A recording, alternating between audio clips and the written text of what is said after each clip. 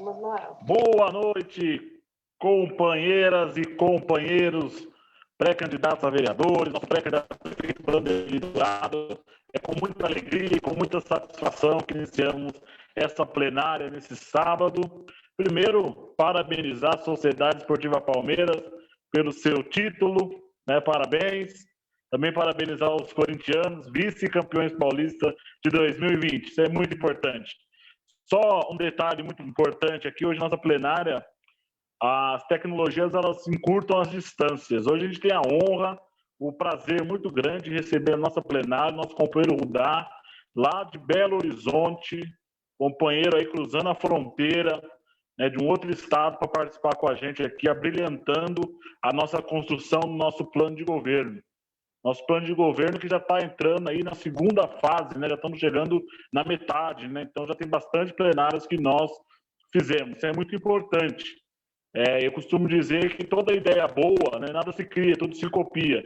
Não tem problema nenhum de outros companheiros aí de outros partidos, né, seguirem o modelo aqui do PT. O importante é que o PT foi o primeiro, o PT pioneiro nisso, colocando aí 500, 600 pessoas aqui na cidade online para discutir a construção de plano de governo. Diante disso, já vou passar aqui para o nosso coordenador do plano de governo, companheiro Ronaldo, que hoje vai tocar a nossa plenária aí, na sequência já o Derli. Com você, Ronaldo. Obrigado, Jefferson. Boa noite a todos, companheiros, companheiras que nos assistem aqui pelo Zoom e também os internautas que nos acompanham pela rede social. Hoje o tema da nossa plenária é democratização, participação popular e controle social. Entendemos que é algo de suma importância, de grande relevância para nós do PT, né? Um tema que, sem ser saudosista, quando governamos a cidade, criamos diversos conselhos, incentivamos a participação popular, tínhamos até uma secretaria de participação popular e descentralização na época, tínhamos um orçamento participativo, a cidade tinha um debate político bastante intenso, né? O que se perdeu durante esses 8 anos que estamos fora do governo, né? Que se perdeu. Mas queremos retomar isso dentro da cidade, com os atores políticos, né, com a sociedade civil, queremos fazer o debate na cidade. E hoje, para abrilhantar a nossa plenária, desde já agradecemos o companheiro Rudá Ritt, né? Rudá, que é cientista político e presidente do Instituto Cultiva, né? Vem abrilhantar a nossa plenária para fazer esse debate tão importante e que tem se perdido ao longo do tempo, né? A participação popular, a democracia participativa tem se perdido ao longo do tempo, porque imagino que por questões óbvias. O que eu penso, eu trabalho na organização social, acompanho de perto a vida dos conselhos, enfim. Parece que as pessoas perderam o ânimo de participar quando enfrentam governos autoritários, né? Quando enfrentam governos que lhe causam, que podem retaliar quando você não concorda com as suas ações. Então, me parece que é um pouco isso, né? Um pouco isso que eu percebo, que eu vejo, né? Nessa caminhada que eu tenho tido há 3 anos aí na organização social. É isso aí. Passo a palavra para o nosso companheiro Derli, nosso pré-candidato a prefeito, né, que fará a sua fala de abertura, e depois passaremos para o nosso companheiro Rudá. Derli, com você, Derli. Boa noite, pré-candidatos a vereadores, boa noite, coordenação, boa noite a todas as pessoas que estão nos assistindo aí pelo Zoom e também nas páginas, nas nossas páginas, na minha, na do PT, nas páginas dos pré-candidatos a vereadores, nas páginas dos dirigentes, nas páginas dos dirigentes. Eu quero muito agradecer ao professor Rudá Ritt, uma figura que já está na luta há muito tempo, um quadro político, intelectual, que certamente vai trazer muitas experiências vividas e vai poder contribuir muito conosco aqui, que a nossa disposição, professor, é fazer com que no nosso plano de governo a gente crie a expectativa de trazer novamente para a nossa cidade a possibilidade de nós termos os conselhos ativos, conselhos deliberativos, conselhos desatrelados do poder público local, de quem tem o poder da tal caneta. Então, nós queremos democratizar ao máximo e, para isso, a gente precisa, evidentemente, apresentar proposta nesse período de pré-campanha e depois na campanha também. E nós vamos estar aqui anotando, evidentemente, as suas propostas, as suas ponderações, e eu não tenho dúvida nenhuma que a gente vai sair daqui tendo aprendido bastante. Muito obrigado, professor Udahit. Eu passo a palavra aí, não sei se para a coordenação ou para você, mas, enfim, eu estou passando, e a partir de agora eu sou todo ouvidos e anotando aqui bonitinho, porque a nossa intenção é aproveitar ao máximo as suas propostas e a das pessoas também que vão contribuir conosco depois, fazendo as suas intervenções. Obrigado, professor. Ele só antes de passar, vou dar só justificando a ausência do nosso presidente, Walterson, que está resolvendo um problema de ordem pessoal e não foi possível estar aqui conosco. E o Trindade e a Débora estão aí nos auxiliando na parte técnica. O que a gente pede, desculpa, na hora que fizer a intervenção, só levantar a mãozinha lá, que aí já é a inscrição. Tá bom, companheirada? Então, já deixar aqui por conta do Ronaldo e já passar para o nosso companheiro Rudá. Ronaldo, antes de passar para o Rudá, eu queria dar um informe que pela nossa página do Facebook, o Silvio Vital, que é secretário de Assuntos Institucionais do PT de São Paulo, está parabenizando a nossa plenária, então é importante cumprimentar o nosso companheiro que está nos acompanhando pela página do Partido dos Trabalhadores. Ok.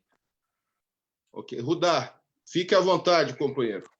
Obrigado. Boa noite para todos vocês. Para mim é uma honra estar aqui. Quero agradecer, em especial, o Ronaldo, que fez o contato, o convite, e fez todo o meio de campo. Eu não gosto nem de falar essas coisas de meio de campo, porque eu sou corintiano, você já tem uma ideia de como que eu estou hoje. Então, passamos das 100 mil mortes no Brasil de Covid, que poderia ser evitado, e mais metade do país junto por causa da derrota do Corinthians hoje, mas que também podia ser evitado, né? Mas vamos lá. Também agradecer ao Derli, ao Jefferson, que tá rindo desde o começo, mas tudo bem, eu vou fingir que eu não vi. Eu fiz aqui organizei uma fala com 10 slides que eu vou pedir, se vocês puderem colocar na tela, para a gente ter mais tempo para debater, né? Vocês vão ver que eu tentei fazer uma discussão assim, um pouco mais conceitual no início, indo para algumas questões práticas e como que está esse debate sobre participação popular, em gestão pública no Brasil, tá ok? Todos estão vendo a tela? Porque para mim está ótimo, então só para ter certeza, para ficar tranquilo. Tá ok, né? Então vamos lá. Tá okay. Dá para... Diga, Ronaldo. Tá ok, estamos vendo. Então tá ótimo. Então, por favor, dá para colocar a próxima tela? Bom, a questão é o seguinte. Primeiro, para toda a tradição da esquerda no mundo, e obviamente que também no Brasil, e depois, se vocês quiserem, eu posso estar discutindo com vocês como que as forças progressistas e nelas a esquerda discutiu na Constituinte a ideia dos conselhos, que foram citados aqui agora, né? Sempre se pautando por isso. Para a esquerda, quando a gente fala em gestão participativa ou participação nas gestões públicas, a gente está falando do cidadão, né, comum. Nós estamos falando, no fundo, de uma escola de formação dos cidadãos, independente deles serem esquerda ou não, para que eles aprendam, a partir da prática, a administrar o Estado. Ou seja, é a ideia da autogestão, que é uma ideia cara para a esquerda no mundo inteiro, em toda a história da esquerda. Então, quando nós estamos falando em participação popular, o horizonte que a gente está apontando é o horizonte da autogestão territorial, né? Só lembrando, a autogestão territorial significa que as próprias pessoas que moram numa localidade, elas passam a controlar as políticas públicas e a determinar os investimentos naqueles territórios. Pode parecer um pouco utópico, mas eu posso dizer para vocês que no Brasil nós já temos muitas experiências desse tipo, né? Depois eu posso citar no debate o caso do movimento de atingidos por barragem, que no Paraná, eles, numa negociação com o governo do estado, na época o governador era o Requião, eles conseguiram definir e decidir que todo investimento, compra de material, contratação de engenheiro, todo o dinheiro público tinha que ser depositado numa conta daqueles que foram desapropriados para a construção de hidrelétrica, e eram eles, através da associação, que compravam material e discutiam com engenheiros a reconstrução da comunidade deles, né? Então, nós já temos muitas experiências no Brasil desse tipo, então não é nada. Se alguém perguntar em que lugar do mundo aconteceu isso, você já pode falar no Brasil mesmo. Bom, é que em pequena escala, né?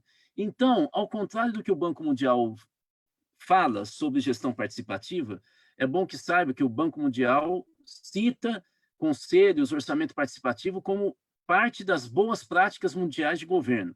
Mas qual que é o problema? É que o Banco Mundial acha que são boas práticas porque elas diminuem o risco de erro e diminuem o custo. Quando eu tenho o próprio cidadão discutindo comigo o que eu tenho que fazer e como eu tenho que fazer, se o que eu fiz não era exatamente o desejo adequado, quando eu discuto antes isso, eu consigo acertar e legitimar as obras e muitas vezes até corrigir algo que depois eu não tenho mais como corrigir. Vou dar um exemplo. Eu fui consultor numa cidade do interior que o prefeito me procura e fala o seguinte: por favor, você poderia com a tua equipe conversar com a comunidade do bairro tal? Porque desde a campanha eles me pediam para construir uma ponte do tal lugar para tal lugar, porque a ponte que existia lá estava caindo aos pedaços. Eu ganho a eleição, a primeira coisa que eu faço é chamar os engenheiros para eles projetarem. E nós fizemos uma ponte super moderna. Só que ninguém anda nela. A maioria da população que pediu continua andando na anterior. Eu fiz uma pequena plenária para discutir com a população numa noite, e quando eu coloco a questão, imaginando que ia sair um monte de dúvidas, e o que eu ouço? A primeira pessoa que levanta fala assim: não, sabe o que o senhor tem que falar para o prefeito? É que ele construiu uma ponte que a hora que termina, se a gente sair do lado direito do rio e a gente for para o lado esquerdo, na hora que acaba a ponte do lado esquerdo, é exatamente onde a gente achou uma imagem da Nossa Senhora Aparecida. Vocês acham que eu vou pisar na Nossa Senhora? Não vamos mesmo.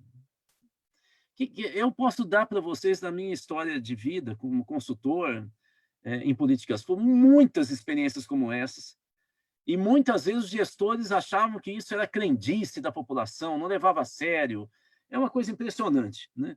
E, na verdade, hoje nós sabemos que se o gestor ele não ouve a população e não discute, esses valores e essas crenças acabam destruindo até a boa intenção do governo.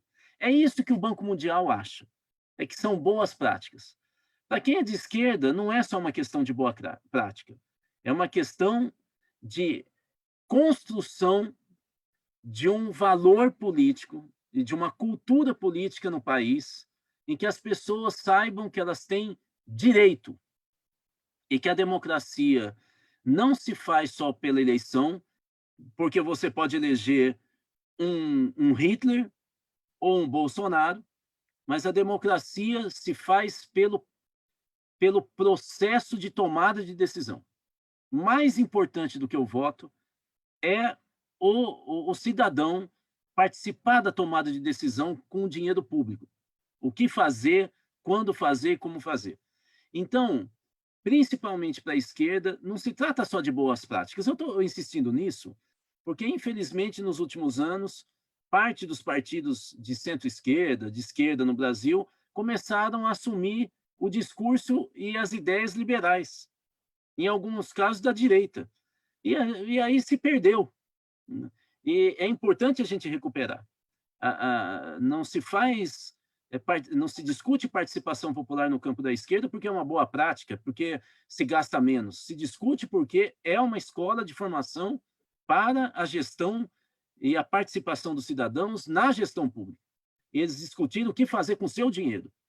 Então, do ponto de vista técnico, eu diria que, no máximo, a gente poderia dizer que a gestão participativa, dentro dos debates internacionais da ONU, do Banco Mundial, ela não está ligada à eficácia e eficiência, mas está ligada ao que se diz gestão por relevância cultural. O que é isso? É que o gestor se preocupa com os valores, com a cultura, e o que é da população local, e mais do que isso, discute com ela o que é relevante. O que é mais importante para a população? Construir uma escola? Ou construir... Veja, isso muda tudo. Por quê? Porque quando a gestão começa a se preocupar com isso, ela não tem mais o foco em programa, que é uma desgraça para o Brasil nos últimos 30 anos. Vocês sabem muito bem que as secretarias e os ministérios se preocupam com programa, não se preocupam com pessoa. Vou dar mais um exemplo muito rápido para a gente passar para a próxima tela. Nós fomos contratados, eu e a minha equipe do Instituto Cultiva, nós fomos contratados por uma cidade relativamente grande de Minas Gerais para a gente fazer um balanço do sistema de atendimento às crianças e adolescentes, de garantir direitos, de promoção do direito de criança e adolescente desse município. Nós fizemos o levantamento e, de repente, nós descobrimos que à beira da estrada, da rodovia que passa ao lado dessa cidade, os caminhoneiros, de manhã, passavam num bairro popular que ficava do lado da rodovia e faziam um acordo com os pais de crianças de 10 a 12 anos, pagavam metade do programa com essas crianças e, à noite, quando voltava, tinham relações sexuais com essas crianças. Não era minha tarefa, não era minha função, mas eu fiquei tão revoltado com isso que eu fui falar com a secretária de Assistência Social. E eu cheguei para ela e falei assim, olha, vocês estão sabendo disso? Estamos. Vocês estão fazendo o quê? E aí a secretária falou, nós estamos tentando conseguir recurso para construir um CREAS e montar um programa aqui do CRAS. Só que não tem lugar para alugar. Eu falei, tá bom, mas esquece o CRAS e o CREAS, o que a senhora está fazendo? Não, nós estamos tentando agora alugar no bairro do lado. Eu fui ficando irritado, eu falei, olha, deixa eu falar uma coisa. A senhora é secretária. A senhora não é um representante do governo federal. Se tem ou não CREAS ou CRAS, isso pouco importa, não está conseguindo implantar, a senhora tem que chamar a polícia militar. A senhora tem que discutir com o prefeito um programa que atenda as famílias para eles não serem obrigados, que para mim é uma coisa horrorosa, mas eu vou dar uma chance para eles, a vender a vida e o sexo das suas filhas. A senhora tem que fazer uma campanha municipal, tem que humilhar, tem que prender esses caminhoneiros. É isso que eu estou querendo dizer. Quando uma gestão se baseia no programa, a gestão não vê o ser humano. A gestão participativa, o foco é no ser humano, não é no programa, e nem na secretaria. É na pessoa, no território, na comunidade. Próximo, por favor.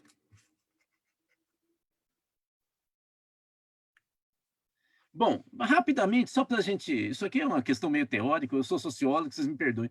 É só para... Isso aqui não tem tanta importância assim, mas só para clarear, quando a gente fala em democracia direta, nós estamos falando que os cidadãos rejeitam ou aprovam uma proposta. Pode ser um projeto de lei.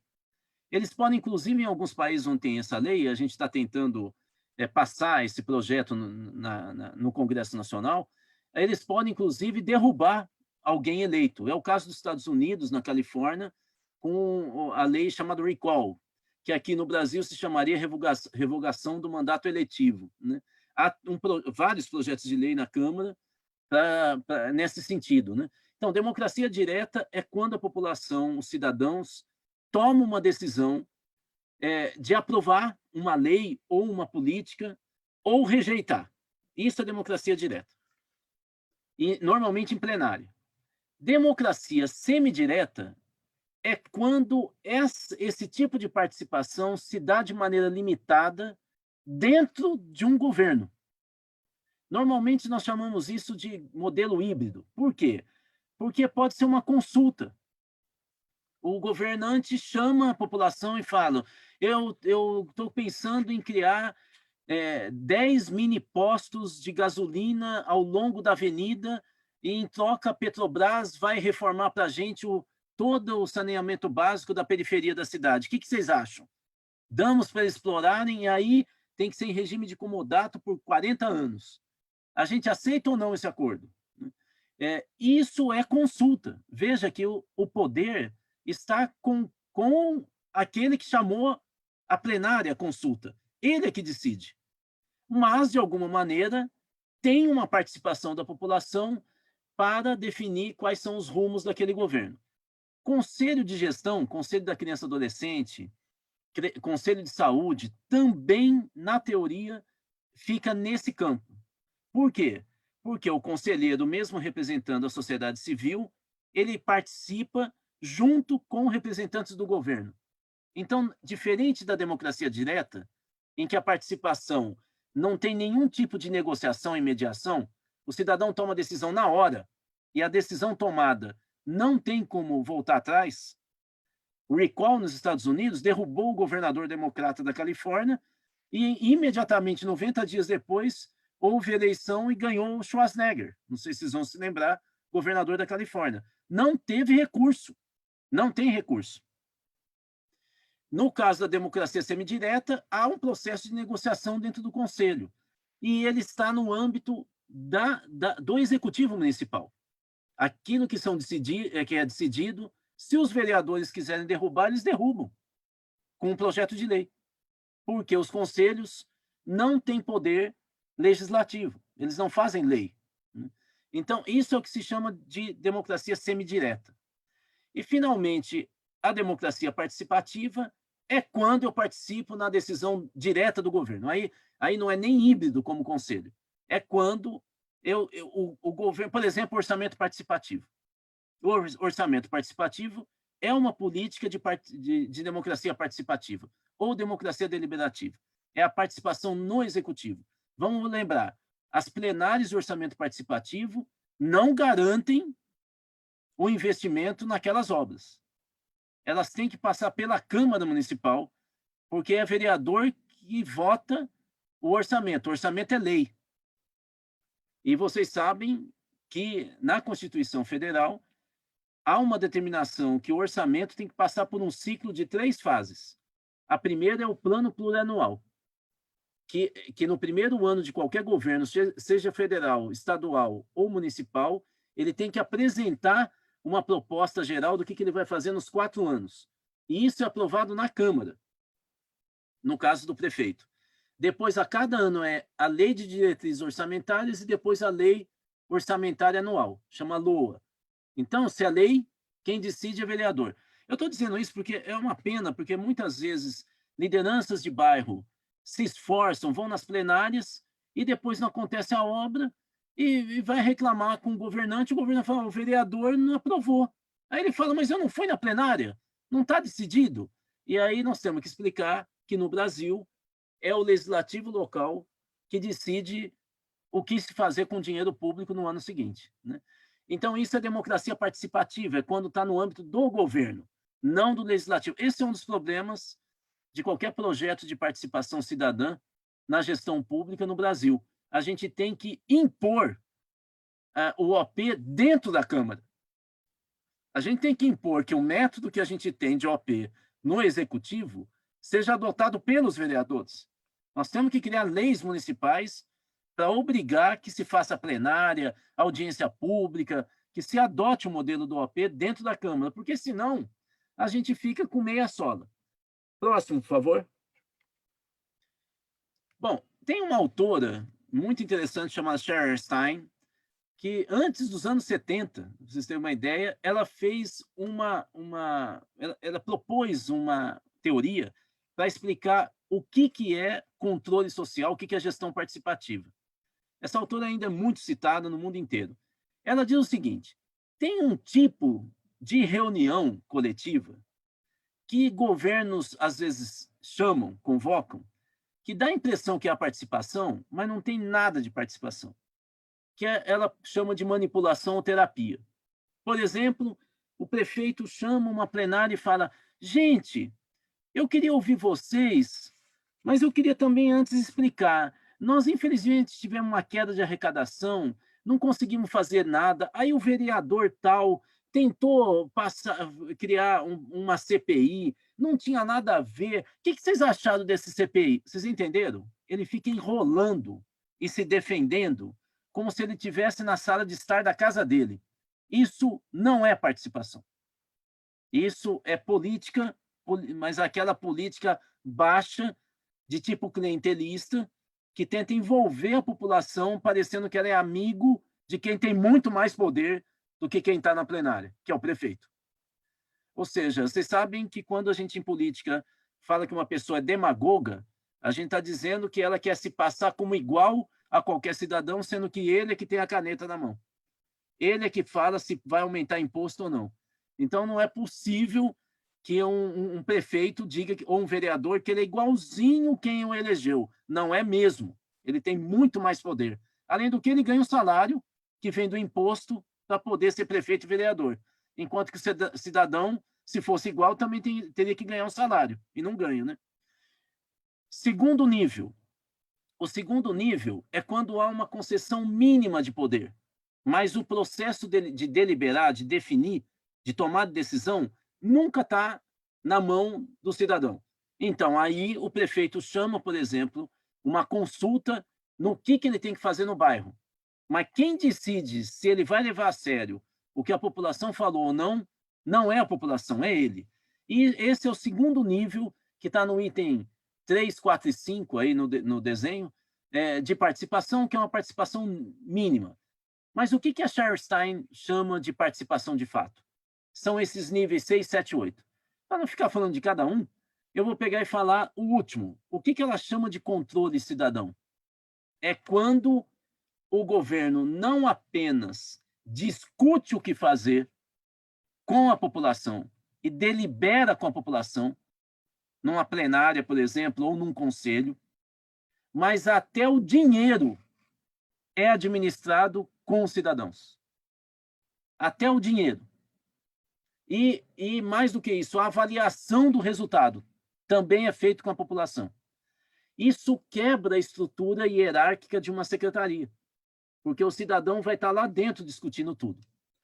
Vamos para a próxima, então? Agora eu começo a ficar em questões mais práticas. Acontece que hoje nós temos novas demandas na sociedade, que dão uma nova cor à gestão participativa. Primeiro, isso vem desde os anos 60 do século passado, mas esse século é marcado por um discurso antissistêmico. Vou explicar uma coisa para vocês. A grande maioria da população do mundo inteiro não acredita mais que, pelo voto, as pessoas que são eleitas façam o que ela prometeu. É no mundo inteiro. Para que vocês tenham uma ideia, a participação em processo eleitoral nos Estados Unidos é de 45% dos eleitores. Isso não se fala no Brasil, né? Mais da metade da população não vai votar. Nunca. Não acredita. E não acredita nos governos. A eleição que nós tivemos municipal esse ano na França, que foi agora há um mês atrás, o segundo turno, que lá tem 2 turnos, não só para prefeito, mas para vereador também. Que na França não tem vereador. Na verdade, se chama conselheiro municipal. Mas o fato é, no segundo turno na França, também por causa da Covid, sabe qual que foi o índice de abstenção? 70%. 70% dos eleitores não foram à votação. Então, há generalizado no mundo inteiro uma crítica ao sistema de representação formal de tipo liberal no mundo inteiro. A maioria da população quer decidir na hora. o que vai fazer. Não confia nos eleitos. Daqui a pouco eu vou falar o que dá isso na prática. E vocês viram, nos últimos anos no Brasil, como nós temos mobilizações cada vez maiores que falam: aqui não tem liderança, aqui não entra bandeira, aqui não tem partido, aqui não tem, tudo é horizontalizado, né? Essa ideia de que os sistemas de representação eles não funcionam mais. Vai direto para a ideia de democracia direta, ou seja, eu, cidadão, tomo a decisão em assembleia, junto com os meus pares, sobre o que tem que ser feito. Eu não vou eleger ninguém para me representar. Isso é cada vez mais forte no mundo, é cada vez mais forte. Segunda questão, a fragmentação social que nós estamos vivendo nesse século XXI gerou... O que eu estou querendo dizer com fragmentação social? Quero dizer o seguinte, é cada vez menor o número de empresas que têm milhares de trabalhadores que fazem a mesma função. Nós temos casos de empresas grandes que terceirizam partes da produção. A Fiat contrata empresas para fazer, por exemplo, estofado para os bancos do carro, ou suspensão. É assim também na Itália. A Volks, a Ford também adotaram esse sistema de just-in-time. Né? Nos bancos, os bancos dos anos 90 para cá, vocês sabem, o gerente de banco era uma personalidade importantíssima no interior, hoje ele é um caça-cliente, não tem poder nenhum. E os bancários cada vez têm menos postos. Agora, então, com a história da quarentena, muitos de nós, eu mesmo, nem vai mais em banco. Não vamos mais em banco. Nós fazemos tudo pelo celular. Isso significa desemprego. Na área de serviço público, a Receita Federal, ninguém mais trabalha em escritório. E há um projeto já em curso da Receita Federal do Brasil para acabar com os escritórios regionais e os escritórios de atendimento à população físicos. Isso significa que nós vamos instalar home office no sistema público. Na educação, o secretário estadual de Educação de São Paulo disse que ele quer acabar com a escola pública, que não vai ter mais volta para a aula presencial, e ele é favorável ao governo do estado pagar voucher para as famílias, ticket para as famílias, para elas comprarem o pacote EAD que acharem melhor para os seus filhos. Então, o governo queria... É por isso que eles ficaram tão desesperados com a proposta que venceu na Câmara de Deputados de transformar o Fundeb em um fundo permanente constitucional com o CAC, que depois, se vocês quiserem, eu posso explicar o que é essa história do CAC, que a direita, incluindo a Tabata, tentou destruir e foi derrotada 3 vezes seguidas na mesma noite. Então, esse tipo de fragmentação da sociedade em pequenos grupos, cada vez mais individualizando a gente, porque a gente não está mais trabalhando com categorias próximas da gente, essa situação, eu vou acelerar aqui, essa situação, ela vem se revelando como maneira mais adequada, digamos assim, de organização social, que são as redes sociais. O que a gente tem que entender das redes sociais? Ao contrário das estruturas que nós temos de partido, sindicato, igreja, Estado, que nós temos, que ainda é uma estrutura do século XX e XIX, que é a estrutura piramidal, como é que é partido no Brasil? Você tem a cúpula de direção, o corpo administrativo, que quase nenhum militante conhece, mas é quem manda mesmo no partido, secretário-geral que tem a ficha de filiado, que sabe onde está quem, tesoureiro que fala onde que vai o dinheiro, que comanda, inclusive, o fundo eleitoral, nós sabemos disso, e vem a militância, que de tempos em tempos é consultada.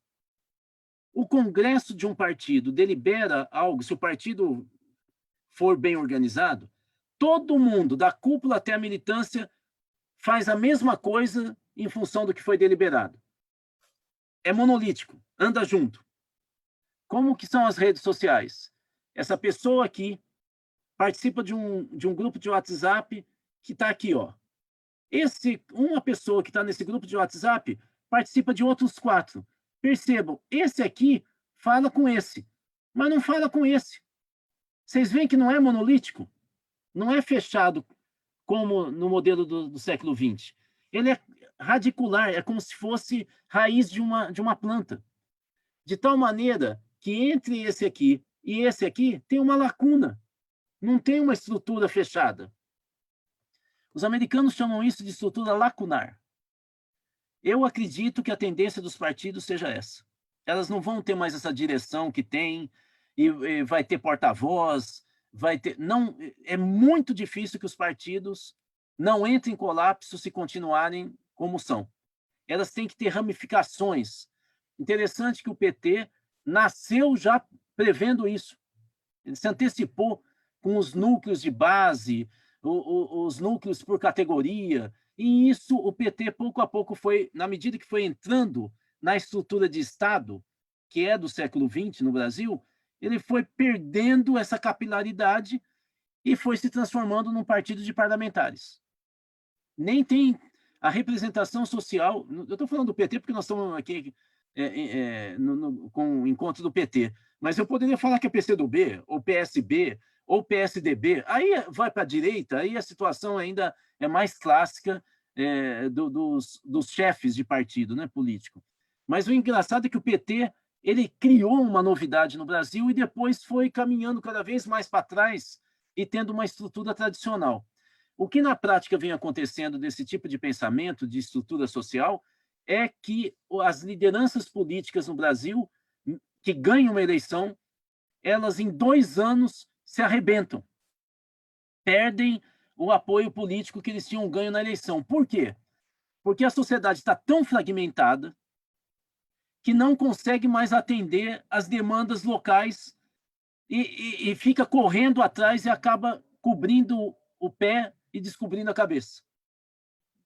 Então, nós estamos vivendo o que eu venho denominando de política de ciclo curto. Talvez o último político no Brasil que tenha longevidade em termos de legitimidade seja o Lula, que tenha sido um gestor, um governante. O restante, vocês podem ver, Aécio Neves, Fernando Haddad, todos vão e caem. Todos. Não conseguem se sustentar.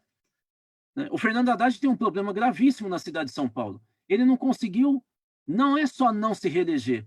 Na tentativa de reeleição, ele perdeu no primeiro turno. Então, isso... E aí não é um problema só do Haddad.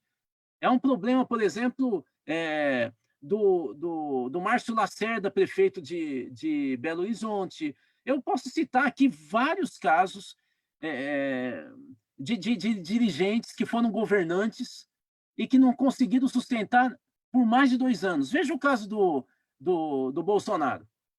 O Bolsonaro é o presidente eleito do fim da ditadura militar até agora que tem o menor índice de popularidade, de apoio. Menos de 30%, varia entre 30% e 25%. Nunca nós tivemos, em 1 ano e meio de gestão, um índice tão baixo. Ele começou com 75% de apoio em dezembro de 2018, pesquisa Ibope. Em março de 2019, ele já estava com 48%. No final de 2019, ele estava com 38%. No início desse ano, ele já estava com 32%. E agora ele flutua. Ele só subiu de 25%, 26% para 30%, 32%. Duvido que ele esteja com 40%. Ele só subiu por causa dos R$600 emergenciais. A crise de popularidade dele é a mesma no mundo inteiro. Então, não é verdade que o mundo foi para a direita, porque onde a direita governava, a esquerda ganhou.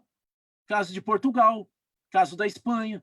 Então, é bom a gente ter clareza que onde tinha esquerda, a direita ganha. Onde tem direita, a esquerda ganha. Olha agora na França a eleição municipal. A esquerda com os ecologistas ganharam. Os dois ganharam. Então, é bom a gente ter um pouco de cuidado com a análise muito assodada no momento que a gente vê a foto e toma a conclusão, quando, se a gente olhar o filme, nós vamos ver que a crise é uma crise de representação. E, finalmente, um autor australiano muito importante hoje, que trabalha na Inglaterra, propôs um livro gigantesco, se vocês quiserem, depois eu mostro, essa ideia da democracia monitória. O que é isso? Ele está falando que hoje no mundo há muitas práticas de cidadãos que, depois de eleger, começam a monitorar o governo. Começam a criar sistemas de monitoramento de onde que o parlamentar está indo, tirando foto, vendo o que ele vota, o secretário, o que ele está fazendo, se ele está indo em reunião, se ele está viajando, quanto que ele está gastando de cartão de crédito, ou então elabora propostas para a questão ambiental, para a juventude, toma a frente e não fica só na eleição, toma a frente e começa a fiscalizar ou a propor como se fosse um governo paralelo. Vamos para o próximo, por favor? Estamos no 6º. O que é que os movimentos populares vêm propondo para a reforma política? Eu vou tirar aqui as ideias da plataforma dos movimentos sociais pela reforma política. Isso tem um site, é uma organização criada no Brasil com as maiores organizações do país, MST, MTST, e as ONGs, as maiores ONGs. O que vem sendo proposto no Brasil para uma reforma política pelo campo popular é veto popular. Câmara de Vereadores, eu vou falar de município, aprovou uma proposta que a maioria da população não gostou, ela entra com recurso junto ao Tribunal Eleitoral.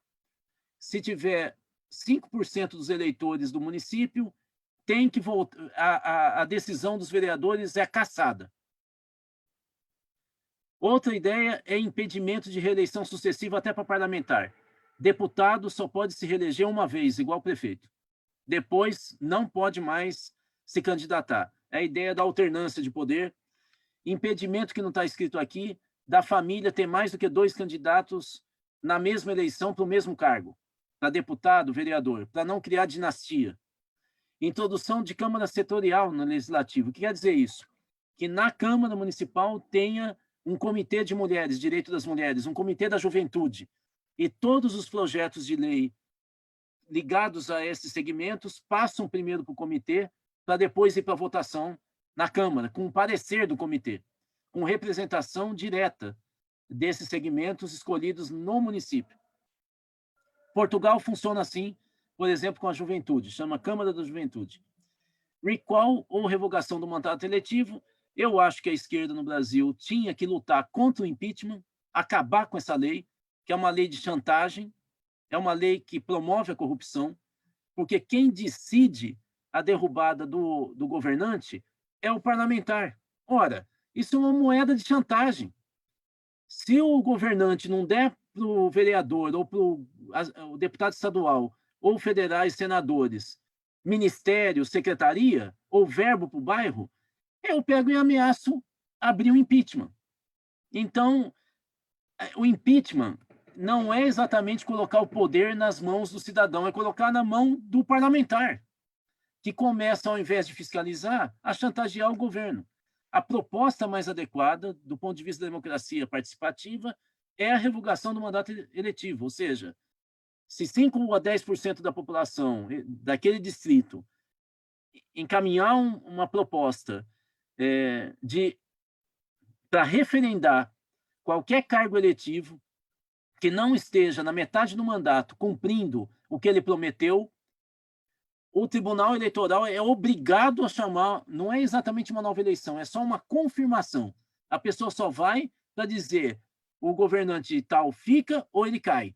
Se a maioria disser cai, ele cai e não tem mais como voltar, como aconteceu nos Estados Unidos.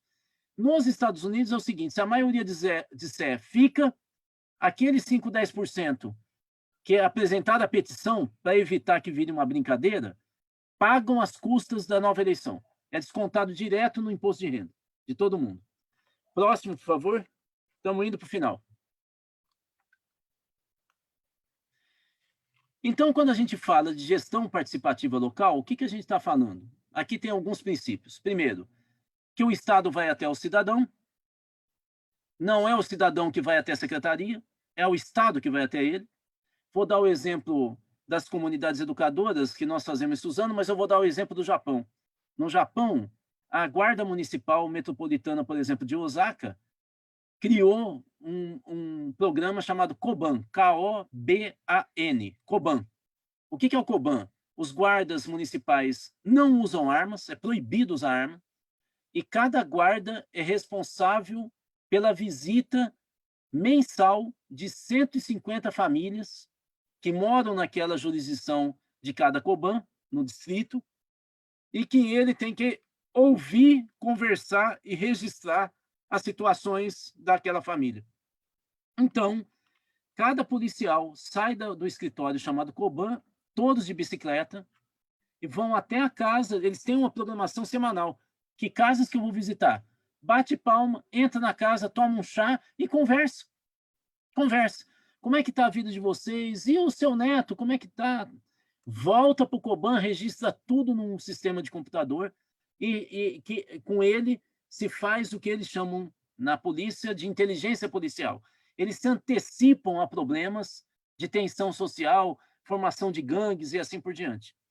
E todas as secretarias de Osaka, uma vez por mês, se reúnem com esses guardas do Coban para atualizar as informações e mudar os programas que eles desenvolvem naquele território. Nós nos baseamos no Coban para criar comunidades educadoras que a gente está implantando em Suzano. Então, a primeira coisa, o Estado vai até o cidadão. Por quê? Porque aí o funcionário público, igual tem o médico da família, vira o funcionário público da família. A família tem, no caso daquele servidor, a pessoa de confiança que ele pede, fala como é que está a saúde, relaciona com o transporte, tem uma visão global e integral do cidadão. O Estado que ouve o cidadão. O que é isso? São municípios que fazem censo a cada 60 dias de avaliação da população inteira do município, casa a casa, aplicando um questionário, casa a casa. Talvez agora a gente consiga construir um aplicativo que as pessoas não precisam ir um funcionário até a casa, eles baixam no celular e eles avaliam todo mês como que está a limpeza urbana do bairro, como está a segurança, como que está o atendimento médico da UBS, avaliam todo o serviço da prefeitura. Nós implantamos esse sistema, chama Gestão em Rede. Vocês sabem que onde a gente implantou, em 3 meses, a gente dobrou a popularidade do governo. Sabe por quê? Porque todos os levantamentos que são feitos naquela semana, por exemplo, digamos que os técnicos da prefeitura responsáveis por essa pesquisa, que só vão fazer isso o tempo inteiro, todos os dias, eles visitaram 10 bairros. Na sexta-feira, o prefeito com o secretariado ouve o resultado das pesquisas. E, em reunião, toma a decisão. O que nós vamos fazer para melhorar a limpeza urbana? Então, o atendimento é imediato. Visita no primeiro dia, na primeira semana, na segunda já tem resposta. 4 meses depois, porque as secretarias têm que aprender a governar por demanda popular e não por programa, tem que começar a saber se organizar em cima do que a população quer. Também, né? Não é que vai acabar o programa. A gente começa a transmitir essas reuniões do secretariado para tomar decisão dessas pequenas demandas cotidianas, transmitir para os bairros. E os bairros falam com os secretários e com os prefeitos. Isso aí nós nos baseamos na experiência do Chaves, na Venezuela, que fazia isso pela televisão. Ele ia para as regiões mais inóspitas da Venezuela e fazia encontro direto, tudo televisionado. A gente faz com o prefeito e secretário no gabinete, mas com telões nos bairros que são instalados numa escola, num CRAS, e a população conversa na hora, tem 5 minutos, cada bairro que vai ser discussão daquela semana, para falar com o prefeito e o secretário. Gestão em rede. Essa gestão em rede tem um vídeo explicando isso que eu mandei para o Ronaldo. O Estado se descentraliza, esse é outro princípio. Descentralizar é diferente de desconcentrar em gestão pública. A gente desconcentra, fala desconcentrar, quando só a execução vai para o bairro. Quando a gente fala descentralização, a gente fala que execução e parte do planejamento do que vai fazer vai para o bairro. Na prática, o que eu estou falando? Que gestão participativa se aproxima do cidadão. Ela vai para o bairro. Ela não fica no centro da cidade. Isso significa que, numa gestão participativa, todos os conselhos de direitos são descentralizados. Conselho da Criança e Adolescente, assistência social, saúde, educação e assim por diante. Eles têm uma articulação municipal, mas com representação nos bairros, do cidadão poder participar das reuniões dos conselhos.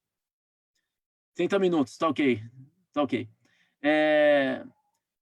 Penúltimo item, o território passa a ser a base da ação do governo.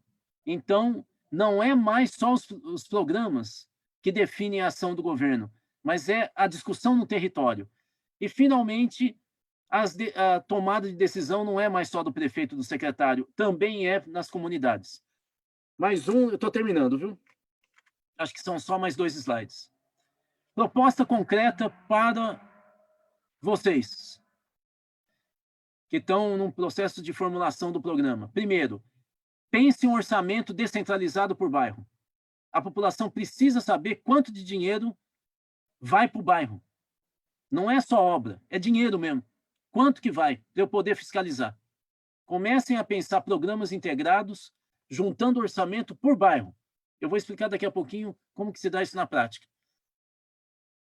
Segundo, abrir uma discussão para participação, seja OP, conselho, não fique só no âmbito do executivo, mas vai para o legislativo também.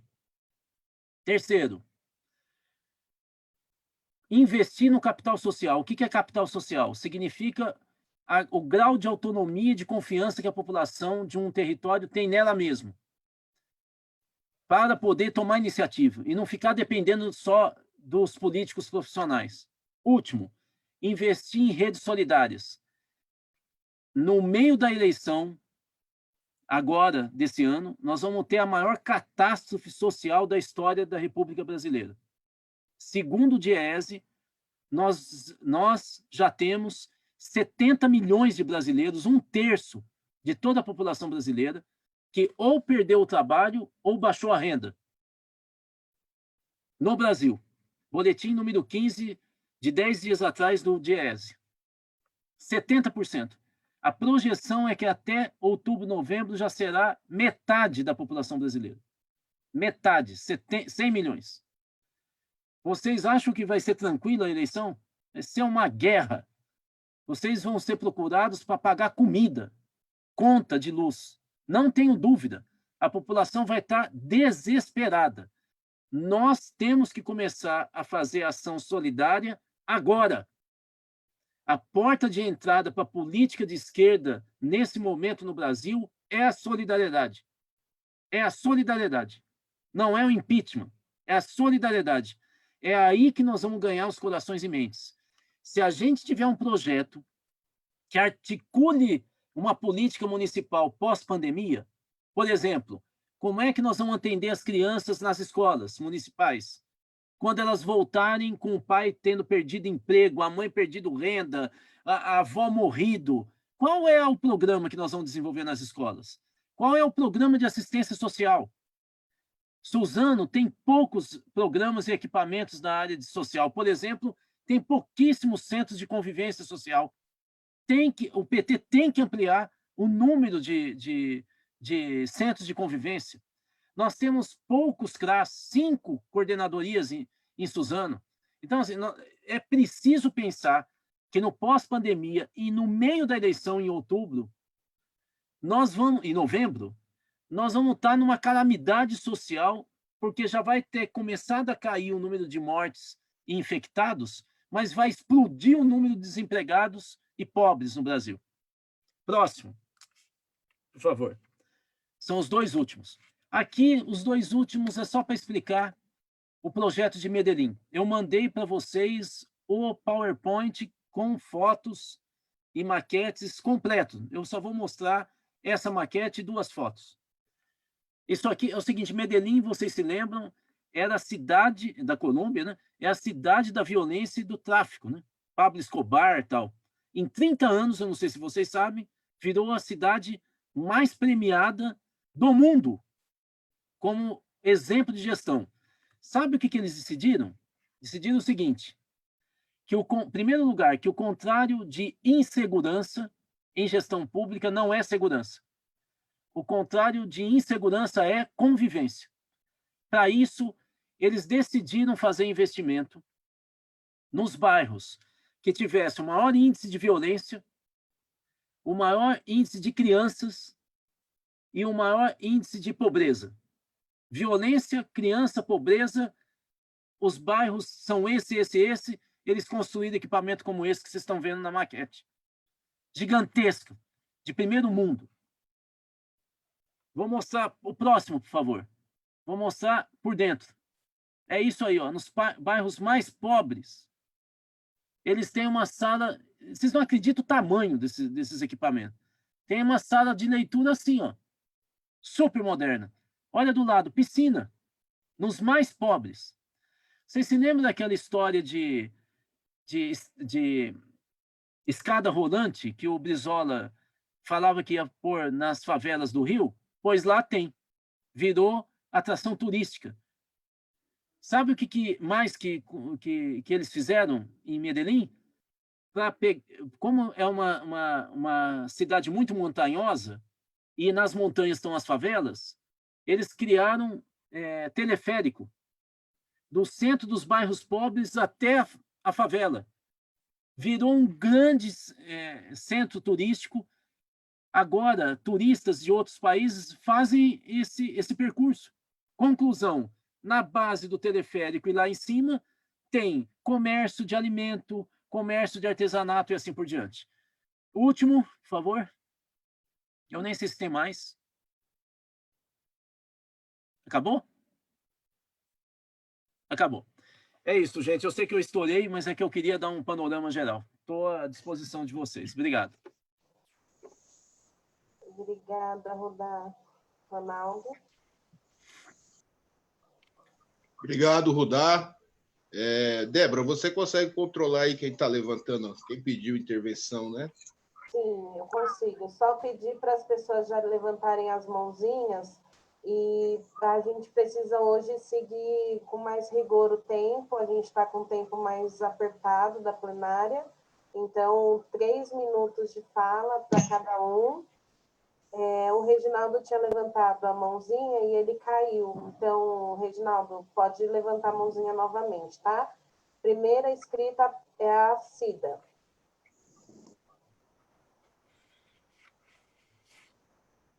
Microfone. E minha câmera. Boa noite a todas e todos, companheirada de luta. Boa noite, Rudá. Já tive o prazer de te ouvir várias vezes na Escola de Cidadania, e é sempre um prazer, porque é uma riqueza de conhecimento muito grande, de aprendizado, que você sempre nos transmite, né, em cada fala. No começo da sua fala, quando você estava falando na questão da autogestão, eu sou uma das coordenadoras de um movimento de moradia aqui de Suzano, da Central para a Moradia Suzanense, e aqui a gente tem um belo exemplo da questão da autogestão, porque aqui são 80 casas construídas em mutirão com autogestão. E é exatamente isso que você falou, porque quando a gente começou a lutar para construir aqui em Suzano, quando foi para o projeto ir para a Câmara Municipal de Suzano na época, vários vereadores falaram que o movimento social não tinha condições de administrar nenhum recurso para construir, não ia ter capacidade para construir em Suzano, e teve vereador que falou que preferia deixar os terrenos para criar cavalo do que dar para o povo morar, né, pensar em projeto para a população de baixa renda, e nós provamos que isso é capaz. Quando você trabalha com a autogestão, isso é capaz, porque a gente construiu um projeto aqui, que a gente começou na construção dele, a gente já tinha um déficit de recursos de R$10 mil por unidade, porque a gente trabalha com Minha Casa Minha Vida fase 1, né? Então, e foi começado a construir no fase 2, então a gente tinha esse déficit, e a gente construiu com qualidade, né? Moradia para as pessoas de baixa renda, moradia digna com qualidade de vida, pensando na sustentabilidade ambiental, em tudo aquilo que pudesse agregar valor e qualidade de moradia para as famílias. E na questão de mandato, eu queria que você me falasse um pouco sobre um mandato coletivo. É uma coisa que eu penso muito, né? Eu estou pré-candidata a vereadora aqui na cidade de Suzano, e é uma coisa que eu penso muito, é de ter um mandato coletivo. É isso, obrigada. Obrigada, companheira Cida. Próxima, companheiro Derli.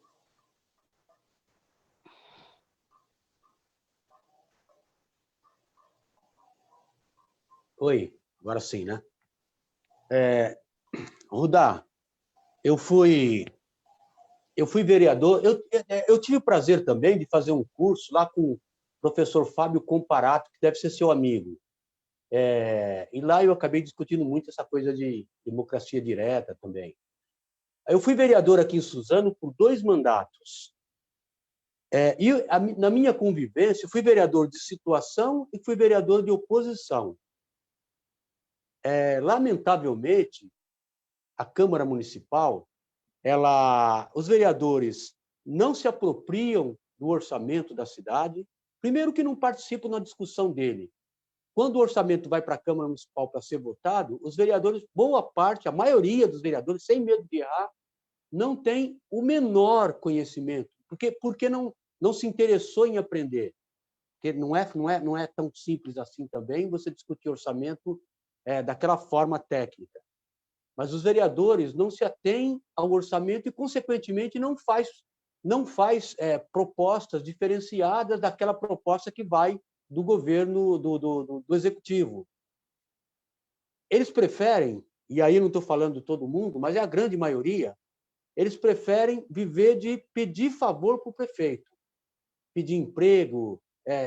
A população, parte da população também tem um certo vício de ficar pedindo para vereador, e aí pede para o vereador pede para o prefeito, pede emprego, pede favorzinho, e, consequentemente, as coisas não andam como deveria. A pergunta, Rudá, para mudar tudo isso, precisa ir para o Congresso, precisa ser votado pelos deputados estaduais e pelos senadores. Qualquer tipo de mudança, principalmente em nível nacional. O que a gente faz com isso? Como que a gente transforma isso? Obrigada, Derli. Próximo, professor Valmir. Vamos encerrar as inscrições na fala do professor Valmir. E aí pedir quem tem interesse em falar, se manifesta, levanta a mãozinha, que depois da fala do Valmir a gente não vai conseguir hoje abrir exceções, tá, companheiras e companheiros? Valmir. Boa noite. Está me ouvindo bem? Boa noite, sim. Beleza. Boa noite, parabéns ao professor Rudá. Eu estou pela segunda vez pré-candidato, pré-candidato. Professor, fisioterapeuta, né? Já fui diretor de escola na gestão do PT 2 mandatos, né? Nos últimos 2 mandatos. E assim, eu participei e achei assim, muito interessante, não só eu, como até outros prefeitos e outros pessoas importantes aí que tinha cargos, né, em outros governos, acompanhava o orçamento participativo na cidade. Então, a grande dificuldade eu achei brilhante, né, porque eu sempre fui muito crítico enquanto professor nas escolas, principalmente nas escolas estaduais, que o orçamento das escolas não tinha transparência, a PM era viciada, né? Enfim, eu achei assim, um trabalho muito difícil, mas que eu vejo por outro lado que as pessoas que vão participar, como o dele estava colocando, né?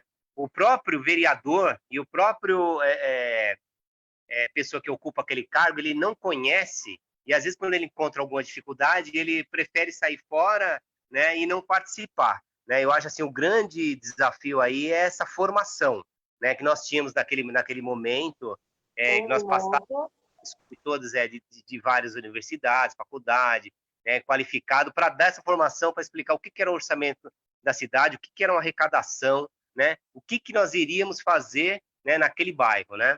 Então, eu acho isso aí, esse é o grande desafio. Obrigado. Obrigada, professor Valmir. Professor Rudá, o que o senhor prefere? A gente faz corrido ou a gente faz mais uma fala e depois fica mais 4 falas? Eu vou tentar responder rápido essas, mas você vai ter que ficar no meu pé, tá? Para eu também... Eu começo a me empolgar e... Bem rapidamente.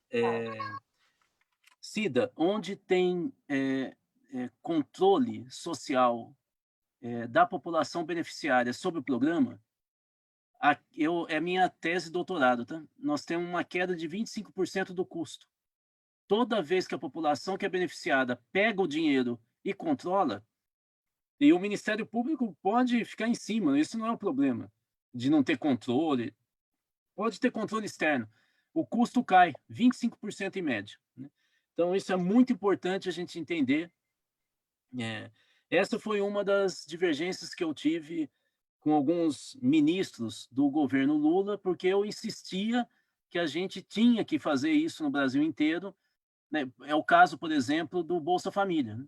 Você sabe que a saída do Frei Beto do governo é porque ele queria que o controle ficasse em comissões de beneficiários no município, e o Lula achou que tinha que ir para prefeito. O prefeito é que seria o controlador, né?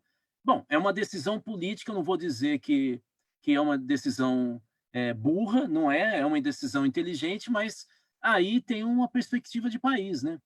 Bom, então a primeira coisa é essa. Mandato coletivo. Nós temos um mandato coletivo em Belo Horizonte, só precisa entender qual é o mecanismo, imagino que vocês estão sabendo, mas, em primeiro lugar, você tem 10 candidatos, por exemplo, com um perfil próximo, que vão decidir entre eles quem é o cabeça de chapa.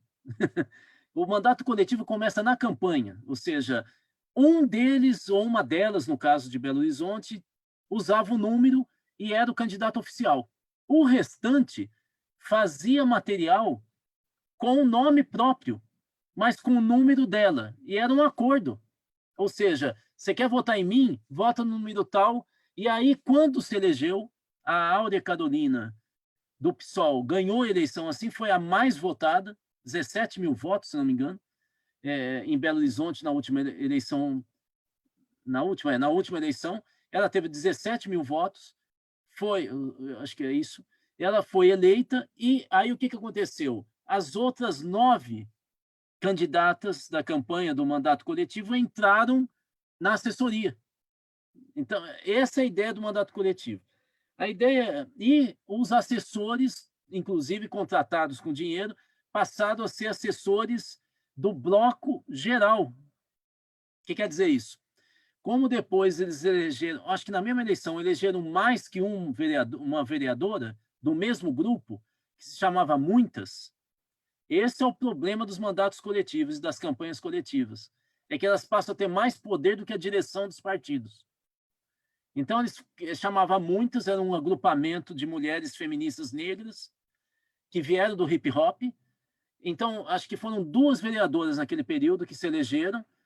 Os 2 gabinetes se fundiram e trouxeram todas as campanhas colegiadas, né, para dentro do mandato. E por isso que é chamado de gabinetona, porque é feminino, porque são 2 vereadoras, e porque virou um gabinete único, enorme, que tem um projeto para a cidade, né? Funciona. Daqui a pouco vou explicar por que funciona. Derli, eu fui da escola de governo do Fábio Conte Comparato, na verdade chama Escola de Governo da USP, né? Eu fui professor da escola, nós somos amigos. Eu queria só dizer para você, claro, você me perdoe, mas assim, eu não tenho como, eu sou presidente do Instituto Cultiva, eu mandei agora há pouco para o Ronaldo a programação de um curso em gestão pública que nós estamos fazendo. No caso, Ronaldo, eu mandei com o folder que os evangélicos de esquerda pediram para a gente fazer. Então, lá embaixo tem 4 entidades além do Instituto Cultiva, tem mais 3, que você vai ver que são evangélicos de esquerda, a gente filiado ao PT, ao PCdoB, ao PSOL e ao Partido Comunista Brasileiro, ao PCB. Né? Eles pediram para a gente fazer um curso. Agora, conselheiros de direito da criança e adolescente pediram o mesmo curso para o Brasil inteiro. Então, só estou oferecendo, se vocês quiserem, a gente faz o curso em 2 semanas, tem aí os temas, tal. Bom, mas você falou do clientelismo. Eu vou te falar o que eu vi de experiência do PT, em Recife. Nós somos consultores do orçamento participativo em várias cidades. Fomos da Marta Suplicy, quando foi prefeita em São Paulo, mas nós também fomos em Recife. Lá, o PT, quando ganhou a eleição, criou uma Secretaria de Planejamento Participativo. Tinha a Secretaria de Planejamento tradicional e uma segunda secretaria, que era de Planejamento Participativo. E quem coordenava, quem era o secretário, era o João da Costa.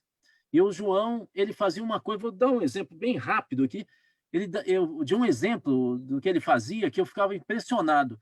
Toda noite, depois do expediente, ele ia para algum bairro e assinava a ordem de serviço para começar recapeamento, para começar a construção de uma UBS.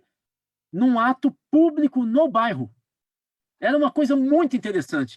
Eles montavam uma pequena tenda, aquelas tendas de casamento, sabe? Mas era pequena, uma tenda branca, colocavam uma mesinha, uma caixinha de som, e aí ele chegava, estava todo mundo do bairro lá da rua esperando o secretário, ele dava boa noite e falava, olha, deixa eu explicar para vocês, essa obra aqui foi aprovada no orçamento participativo e nós estamos honrando a palavra, ela vai custar tanto, aí mostrava um cartaz enorme com o valor da obra, ela vai começar amanhã de manhã e vai acabar em tal dia, eu quero que vocês fiscalizem se está sendo feito direitinho com o cronograma, e a empresa que ganhou licitação, a empresa tal, aqui está o presidente ou o diretor da empresa. Passava a palavra para o cara. Normalmente eu vi empresário tremer igual o Vara Verde. Ele nunca tinha falado em público, ele se apresentava e depois falava alguém da associação de bairro. Eu vi, por exemplo, um diretor de uma associação de bairro falar, olha, secretário, você sabe que eu sou contra vocês do PT, mas eu tenho que tirar o chapéu para vocês. É a primeira vez que eu vejo um secretário vir no bairro falar quanto que vai gastar, que obra vai fazer e quando termina. Então, vocês veem, isso é um jeito da gente quebrar o clientelismo. Mas tem que ter ousadia. Não pode pegar e ficar no meio do caminho. Outra possibilidade é de vocês criarem uma escola da cidadania. Nós criamos para formar conselheiro e liderança de bairro. Uma escola da prefeitura, só para liderança de bairro e conselheiro, que pode ser mantida com os fundos da assistência social, direito da criança e adolescente, e assim por diante. Bom, aí o Valmir falou do OAP, acho muito importante. Só queria lembrar, porque eu falei muito rapidamente que eu ia explicar sobre esse negócio de mandato coletivo, porque que é importante. A última frase aqui é o seguinte, lembre-se, nós vivemos uma sociedade fragmentada. Discurso de campanha tem que ser genérico, mas a campanha para valer é por segmento, por bairro. Não confunda uma coisa com a outra. Mais uma coisa, vereador que cola na campanha, assim, fisicamente, só vai onde o prefeito está indo, o candidato a prefeito está indo, morre na praia. Ele quer ajudar o prefeito, ele tem que ter o pé no bairro, ou nos bairros. Lá, vou dar uma explicação rápida. Sabe um dos motivos do Bolsonaro ter vencido? Não tem nada que o PT não sabe mexer com novas tecnologias. É uma burrice. Quem fala isso não conhece o PT. O PT é o partido mais preparado para trabalhar nas redes sociais. De longe. Na campanha do Haddad tinha 15 grupos que trabalhavam com a campanha digital. E não é qualquer gente, não. É gente... Nenhum partido que governa mais de 10 anos um país não sabe se preparar para isso. É gente que tem empresa, inclusive, na Indonésia, na China. Portanto, é bom saber com quem... que o PT não é ruinzinho nisso, não. Acontece que o Bolsonaro entendeu mais rápido como é que se faz política hoje. Como é que ele fez? Ele trabalhou com 16 grupos diferentes.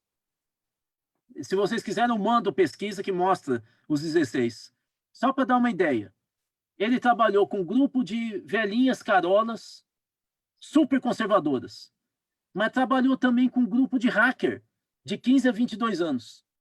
Eles é que inventaram esse slogan do mito. Que, aliás, vocês sabem que mito era o apelido do Bolsonaro quando pequeno, porque era aí no interior de São Paulo, porque ele era muito magro e alto e a família chamava ele de Palmito. E aí ficou mito.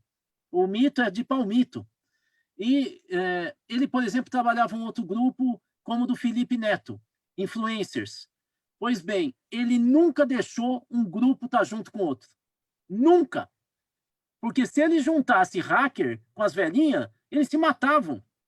A inteligência da eleição do Bolsonaro foi trabalhar de maneira fragmentada, com temas específicos, propostas específicas. Por isso que ele não queria ir para o debate. Porque se ele fosse, ele ia se expor. Ele não podia falar. Campanha, o Trump faz isso, o movimento 5 Estrelas da Itália faz isso, o Orbán na Hungria, todos esses caras de extrema-direita trabalham desse jeito, de maneira fragmentada, com os grupos de base que não falam entre si, e você trabalhar com o mandato coletivo tem esse poder, porque é uma pessoa, mas estão 10 por trás, com campanhas específicas, temas específicos. Aí que está a inteligência. Pronto, acabei. Obrigada, professor. Próximo inscrito, professor Reginaldo. Só abrir o microfone. Professor Reginaldo, estava aberto, você fechou. Reginaldo, tem que abrir o microfone. Opa, boa noite. Boa noite.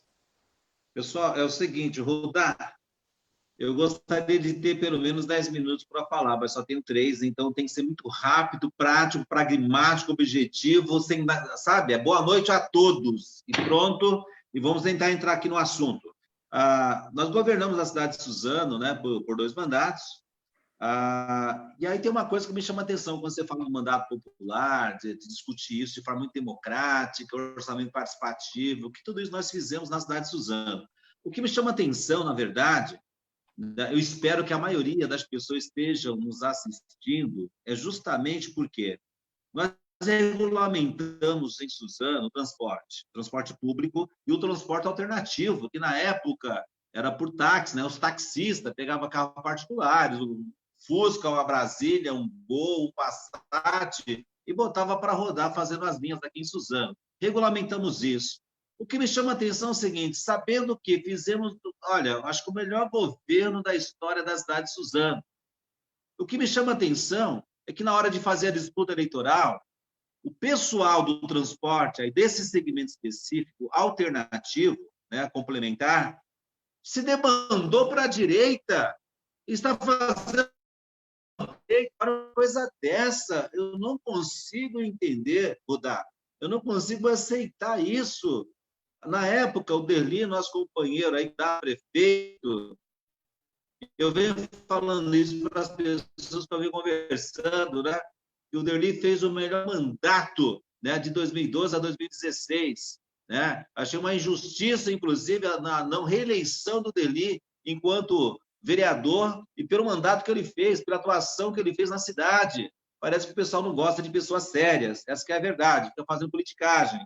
E aí teve essa debandada aí desse pessoal, que nós, de um certo modo, regulamentamos na cidade, e hoje não defende a nossa bandeira mediante o que nós fizemos de avanços que tivemos na cidade, em todos os setores, inclusive na participação popular, na participação democrática. O que me chamou a atenção, inclusive, Rudá, foi essa proposta do IPTU.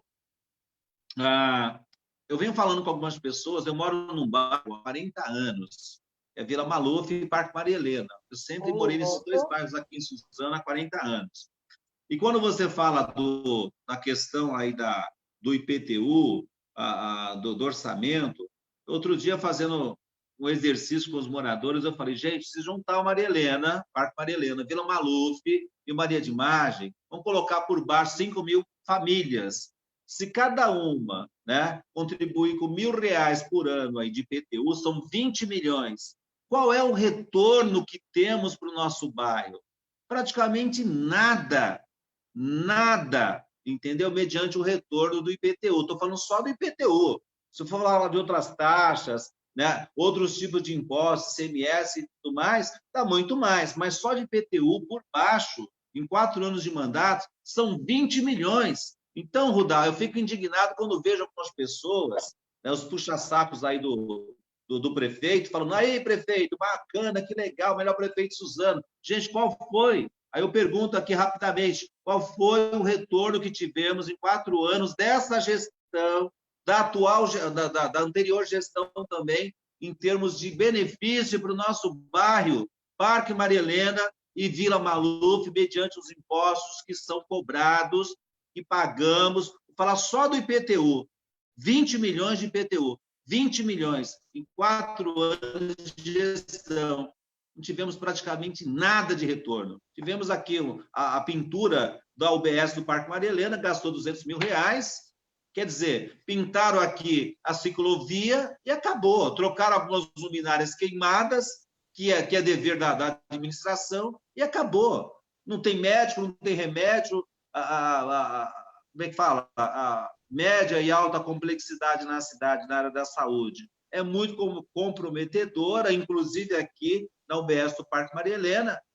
Então, veja bem, o retorno é praticamente, quase zero. Então, nós precisamos ter essa visão, essa perspectiva de quem, de fato, defende o interesse dessa maioria, que acaba sendo a minoria, mediante todo esse cenário. É isso aí. Um abraço. Obrigado. Obrigado, Débora. Reginaldo, obrigada. E a Bárbara? Bom, boa noite a todas e todos, companheiros. Eu estou bem contemplada com várias falas, não trazer... Hoje não vou trazer muita polêmica, não. Quero agradecer ao Dá. Ganhei meu sábado aqui fazendo essa aula maravilhosa. Muito obrigada, gratidão. E eu gostaria de pedir ao Rodar que falasse mais sobre a questão de quanto vai para os bairros, né? Ele levantou essa questão, que a gente tem que saber quanto vai para cada bairro. Só que nos bairros aqui, claro, todos eles têm demandas, mas tem bairros que precisam de muito mais do que outros, né? E como fazer essa divisão? Eu queria que eles explanassem um pouco essas discrepâncias. E falar que a população negra, periférica e a população dos guerreiros, os povos originais, estão no olho do furacão, né? Se tem uma pandemia, se tem um pandemônio comandando o Brasil, e se tem as adversidades como o racismo, falar sobre participação popular, tendo um olhar voltado a essas minorias. Por gentileza. Obrigada, boa noite a todos. Obrigada, e a Bárbara. Agora o companheiro Josemar, do sindicato.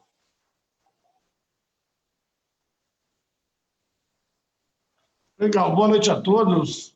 Boa noite o palestrante aí, que eu esqueço o nome dele, mas de fato é uma riqueza mesmo os detalhes que ele coloca para a gente. Até minha família esquece, viu? Até minha família esquece meu nome. Esse nome difícil que vocês arrumam aí, não sei porquê. Mas a questão é a seguinte, eu estou pré-candidato, eu sou morador aqui no Badra Baixo, e conversando com as pessoas, eles ficam perguntando qual é a proposta do vereador, né, do candidato em questão, a minha pessoa. Eu tenho dito para eles que, assim, o vereador ele tem um mandato assim, meio que limitado, e a proposta minha, de fato, seria, uma vez eleito, reunir com esses moradores, da onde vieram os votos, para discutir com eles qual é a prioridade deles ali naquela localidade.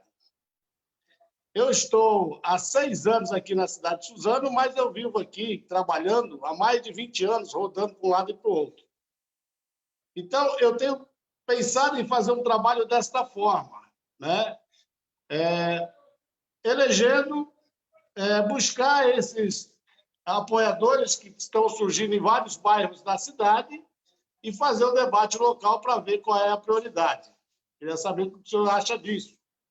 A outra questão é que o Reginaldo estava falando aí, é uma realidade aqui no Badra Baixo, agora no final do mandato, o prefeito achou de fazer uma calçada na antiga Avenida 3, que é para o pessoal fazer a caminhada nesta calçada, que é parte de uma divisória dessa avenida.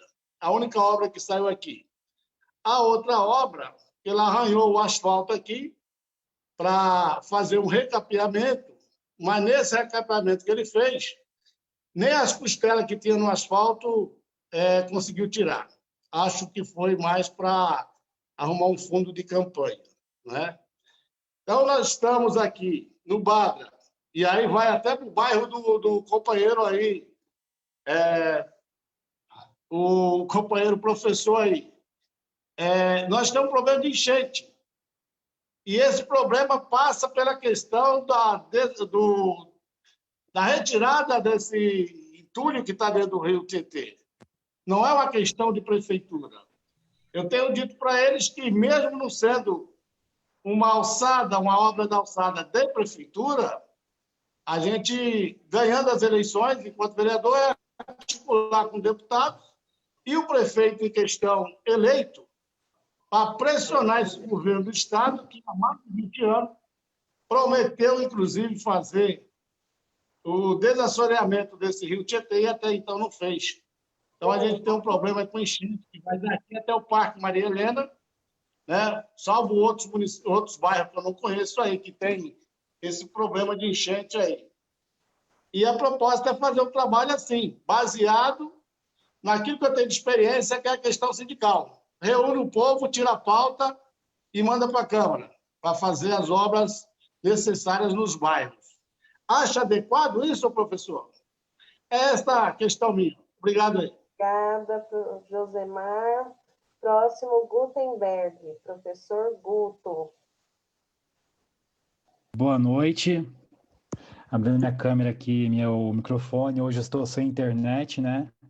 Estou no 4G aqui, então eu estou economizando minha rede móvel. Boa noite a todas, boa noite a todos, companheiros, companheiras. Quero agradecer aqui pela ótima formação aí do companheiro Rudá. Aprendi muito, né? E ouvindo aqui, eu lembrei um pouco do Emílio Durkheim, que já no século XIX, ele falava sobre uma anomia, uma espécie de doença social que fazia com que as pessoas perdessem a fé naquele momento, e no caso dele estuda mais o comportamento suicida, né? Mas nós podemos trazer isso para a situação que nós vemos hoje, porque citou vários exemplos aí onde a sociedade está perdendo a fé nos seus representantes, né? Então, como pensar a interação sociedade-representantes? Eu sou pré-candidato a vereador, sou morador aqui da Vila Urupê e sou diretor de escola.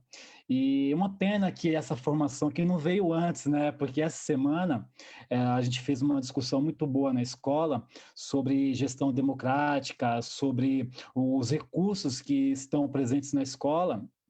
Foi muito salutar.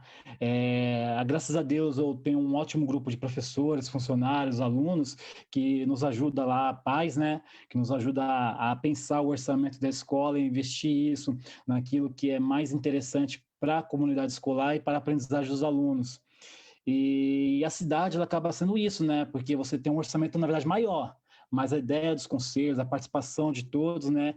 Ela é muito salutar. Como fazer com que na cidade as pessoas participem mais das discussões, porque mesmo na escola, que é um universo reduzido, é muito difícil você conseguir reunir essas pessoas.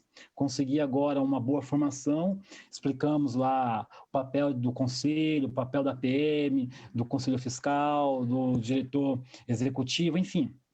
Mas foi principalmente por causa da internet e desse momento que nós estamos vivendo, né? E aí ele falou um pouco também, o Rudá, sobre pré-campanha, campanha, né? A pandemia, ela evidenciou uma coisa que é muito grave na nossa democracia, que é o poder econômico. Hoje eu passei aqui na rua Expedicionária Abílio Fernandes, e já tem um vereador ali com um comitê, fazendo reuniões, usando o seu poder econômico na sua pré-campanha para sair à frente, né? Como a gente que não tem tanto recurso, que devido à pandemia tem até dificuldade de encontrar as pessoas na rua, pode estar pensando tudo isso, né? Nós estamos com esse espaço aqui hoje, mas é muito limitado, né? E aí pôr o pé no barro, encontrar os nossos, né? Dialogar com a sociedade, mostrar que nós temos boas propostas, que nós queremos fazer uma gestão democrática na cidade. Então, encerro por aqui, muito obrigado a todos. Obrigada, professor Guto. A última inscrita que sou eu. Quero falar um pouquinho sobre... Eu acho que a gente demonstrou, e a gente mostra o tempo todo, que o Partido dos Trabalhadores, um dos seus pilares é a questão da prioridade da participação popular.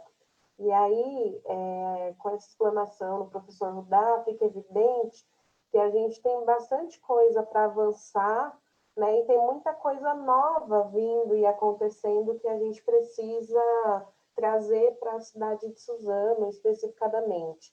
Além daquilo que a gente já fez, que nem o Ronaldo, o Derli, alguns companheiros já disseram que deu certo como orçamento participativo na cidade.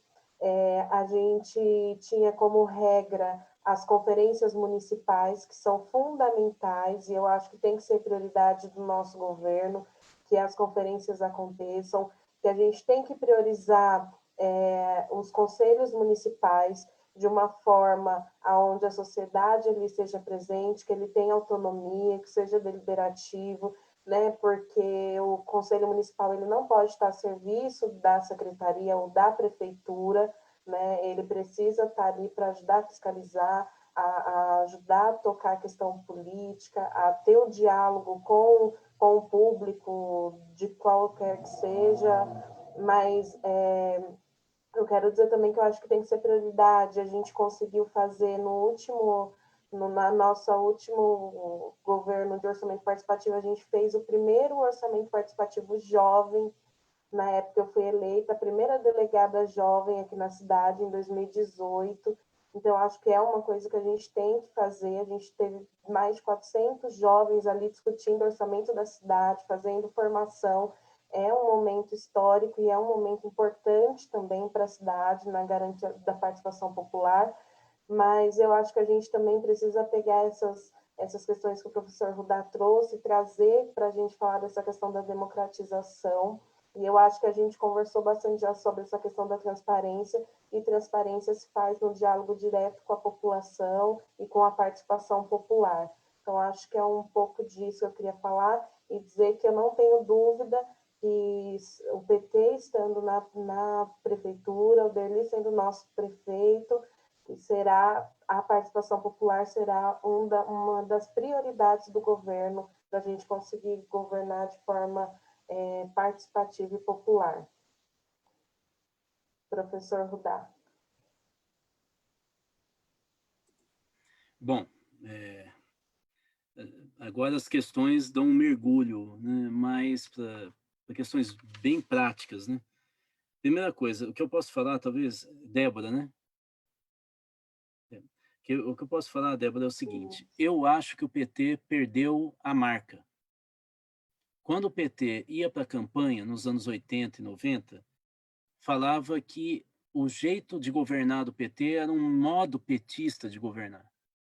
E quando falava o modo petista de governar, pelo menos aqueles que de alguma maneira acompanhavam o que o PT dizia, sabiam que eram duas coisas, inclusive os candidatos. Modo petista de governar significava participação popular e inversão de prioridades. O PT dizia, bairro que nunca recebeu dinheiro é onde o PT no governo vai pôr. E vai ter conselho e vai ter orçamento participativo. O que tinha isso de genial? Tinha poucas ideias, isso é fundamental numa campanha eleitoral. Quem acha que se apresentar um rol de 70 questões vai ganhar voto, é aí que perde. Porque você não tem imagem. Em marketing político, isso chama posicionamento. O que quer dizer posicionamento? No meio de um monte de candidato, você se destaca. É o candidato da questão ambiental, é o candidato do OP. Se você começa a querer abraçar o mundo com as mãos, é o início da derrota. Você tem que ter uma imagem. O PT tinha. Hoje o PT não tem imagem. E sabe por quê? Porque ficou subordinado ao governo Lula. O máximo que um petista fala é o Lula trouxe casa, o Lula... Isso não dá voto municipal, gente.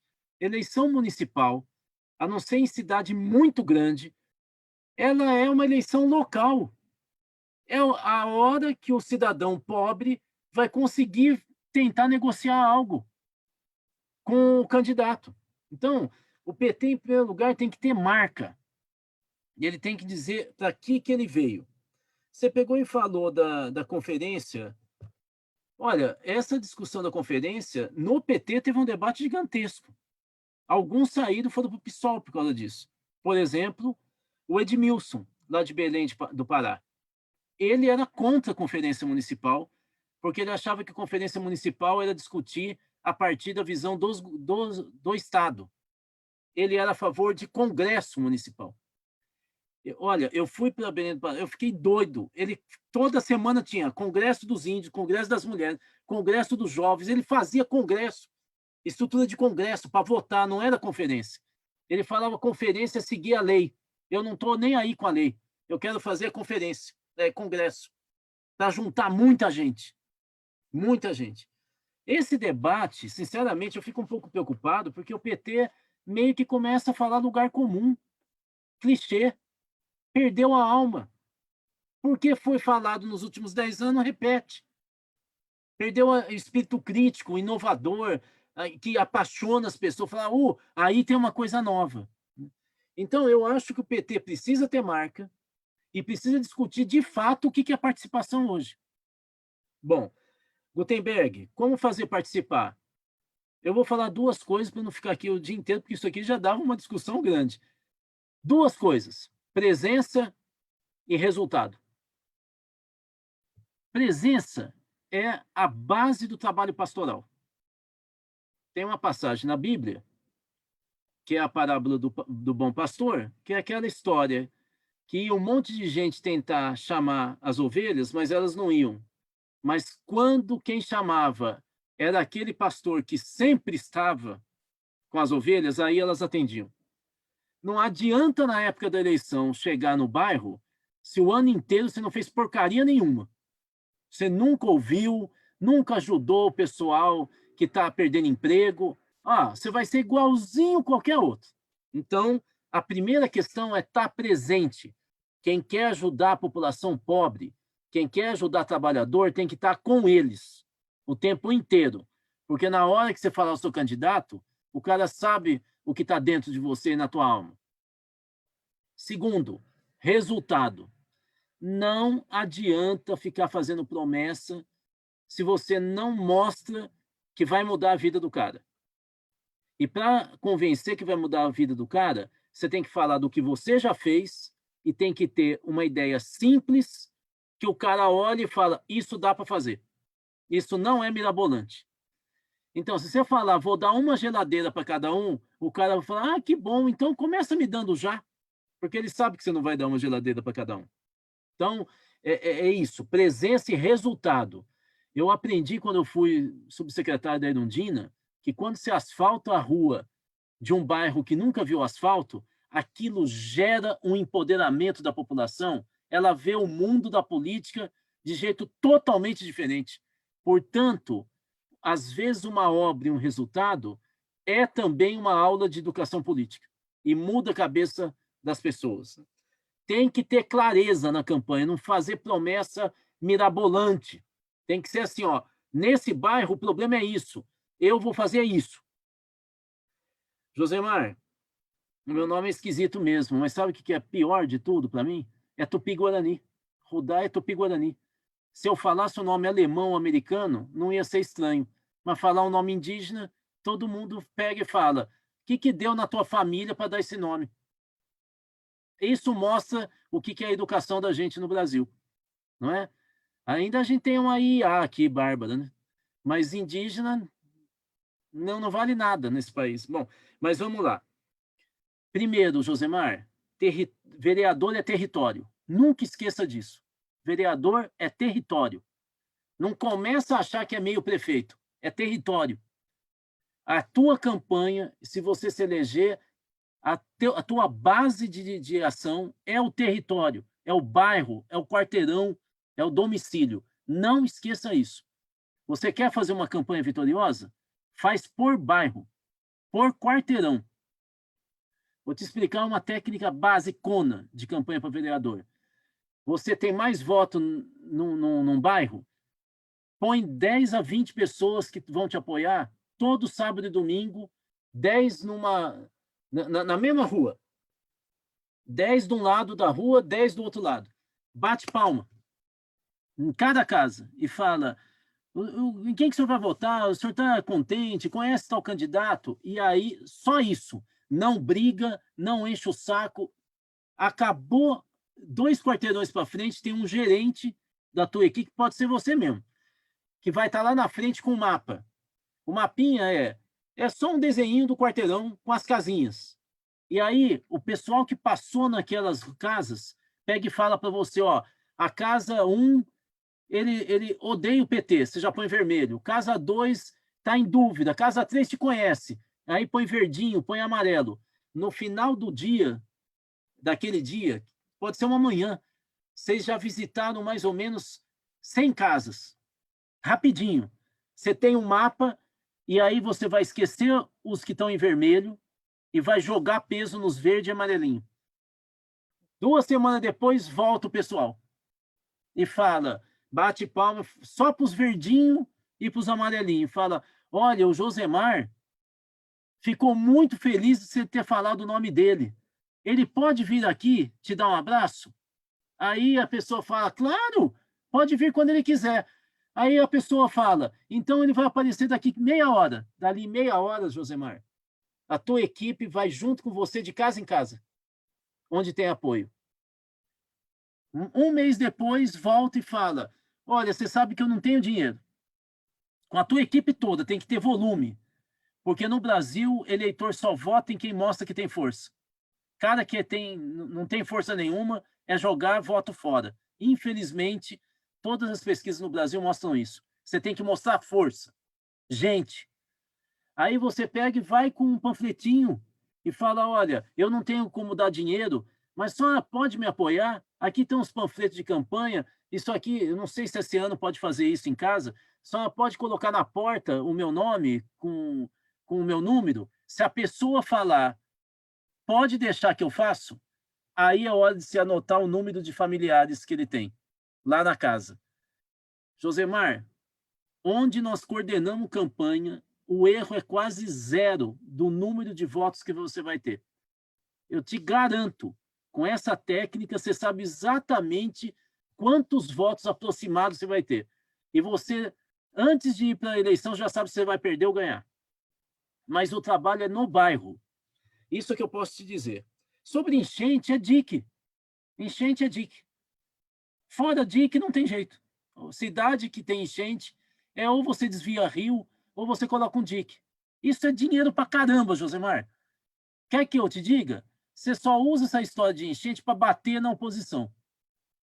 Mas não vem tentar achar a solução, porque você vai morrer na praia. Isso é muito dinheiro. Muito dinheiro. É dinheiro de governo federal e governo estadual. O prefeito de Suzano não resolve sozinho essa parada. Então, você pode atacar. Você pode, por exemplo, ir para a cidade que resolveu isso quando era governo. Vou te dar um exemplo. Pouso Alegre, no sul de Minas, perto de São Paulo. Você vai lá, tem 2 diques construídos pelo prefeito que era do PT. Acabou com enchente. Aí você fala, ó, quem é do PT que faz isso, consegue, se você quiser usar isso. Bárbara, essa questão dos negros, isso significa identidade, Bárbara. Você tem que não faça campanha falando os pobres. Pobre odeia falar os pobres. Ó, a gente só fala quando a gente tem um valor imenso. Por exemplo, falar para mim, o Rudá é corintiano, isso pega bem.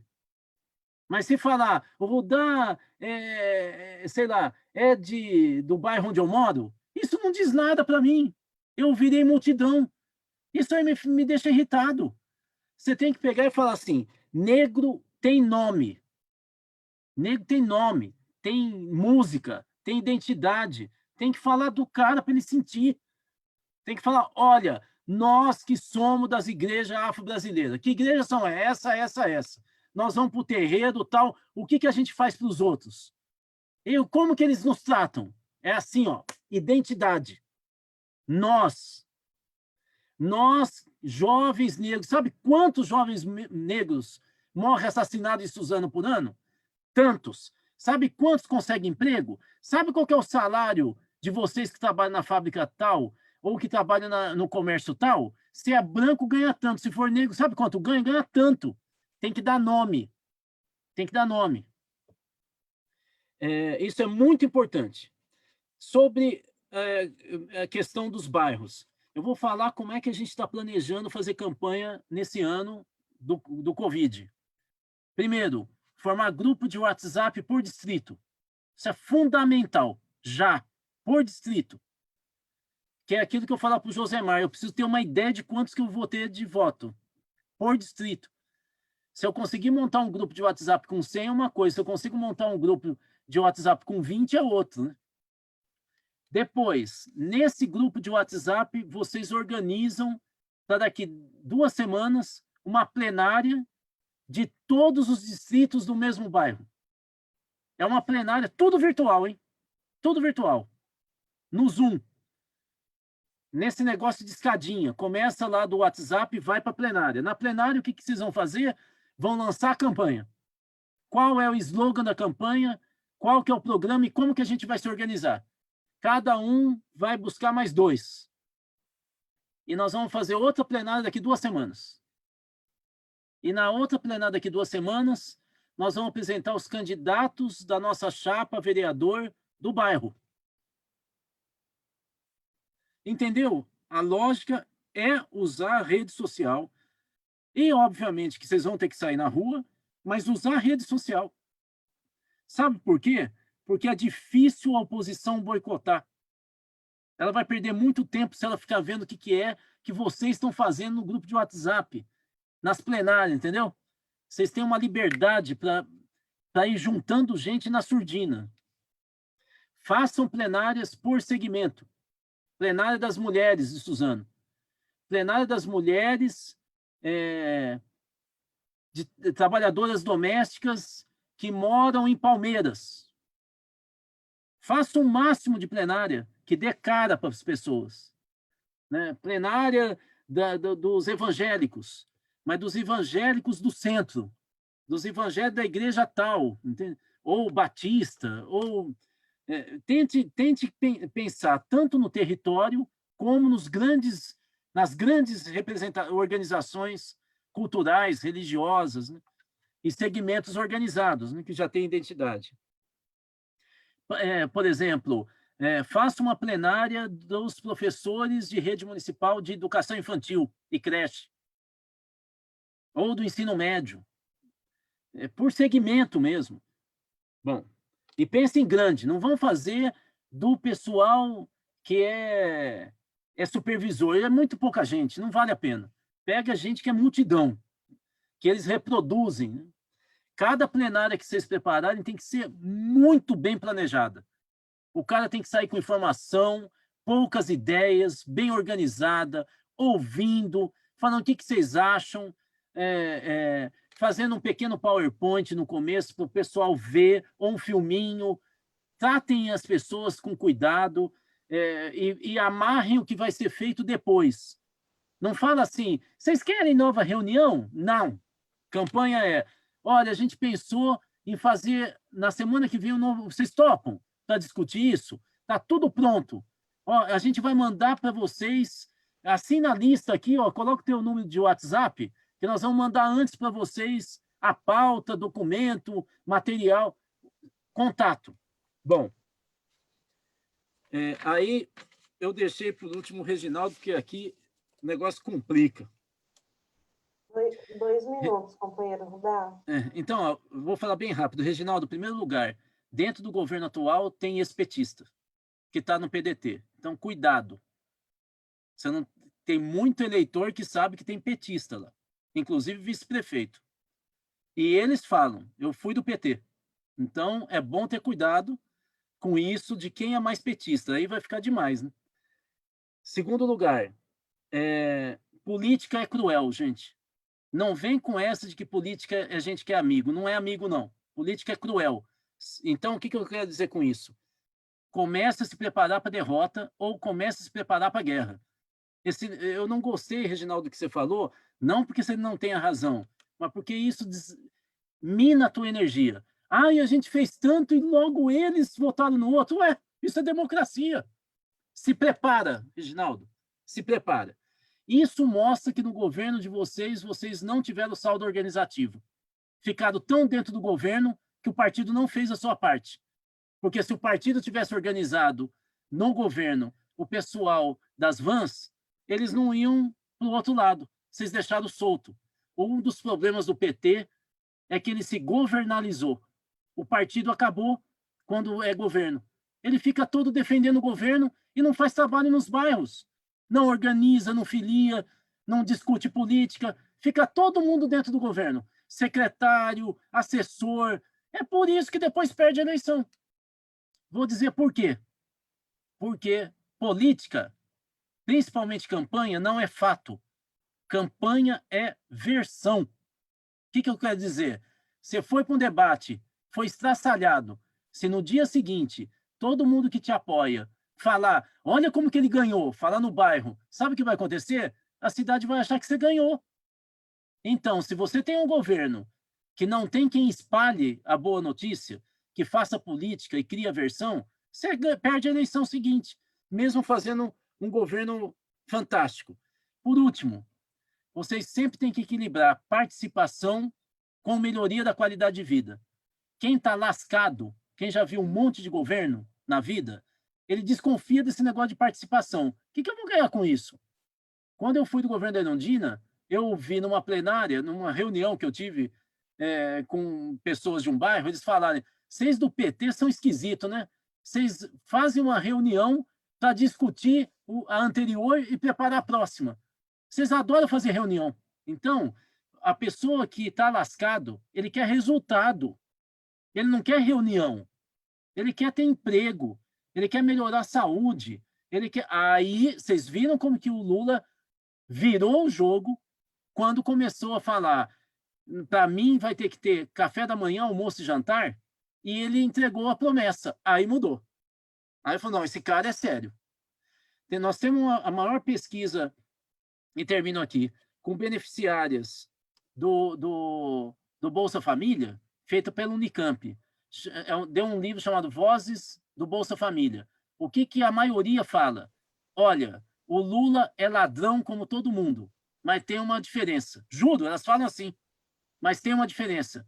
Ele era pobre como a gente. Então, quando ele fala de pobre, ele sabe o que ele está falando. Os outros não sabem. Entendeu? Identidade de classe, presença. Eu falei que eu não ia falar, vou falar só uma coisa, Reginaldo. A maioria dos cidadãos comuns estão ressentidos. Você era colega dele, virou vereador, você agora é celebridade. A pessoa tem inveja. Vocês eram sindicalistas, viraram secretário de governo, agora vocês são elite. Tente trabalhar sempre com essa ideia. O cara que é lascado, quando vê um igual a ele, aparecendo no jornal, andando de terno, ele vai falar, esse cara fez a vida dele, né? Ao invés de me ajudar, ele me usou para ficar rico. Há muita pesquisa mostrando isso no Brasil.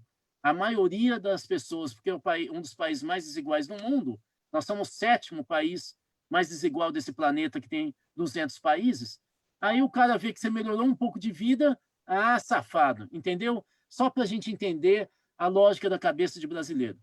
Ufa, corri. Obrigada, professor Rudá. Ronaldo. Bem, boa noite de novo. Obrigado, Rudá. Acho que o Rudá nos coloca aí grandes desafios, né, com relação ao tema que nós discutimos hoje de democratização, participação popular e controle social, né? Grandes desafios contemporâneos, né? Acho que precisamos entender essa lógica da participação popular nos dias de hoje, né? Fizemos algumas coisas, né? Temos exemplos aí de governos que fizeram algumas coisas, temos que trazer isso para o nosso território, para a nossa realidade, e hoje acho que isso ficou bastante claro, né?